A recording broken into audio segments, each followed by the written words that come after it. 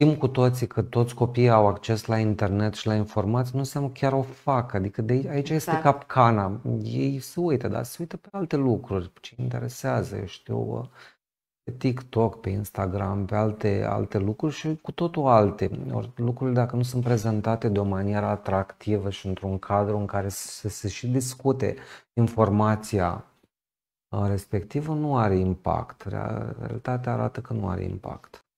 Nu are impact și la vârsta adolescentină sunt tentați să testeze și chiar se îndeamnă unii pe ceilalți, având și eu Faci parte băiat. din gașcă, dacă Da, nu iei și tu o gură sau nu mereu îi spun, ai grijă, spun. nu cumva Da. să...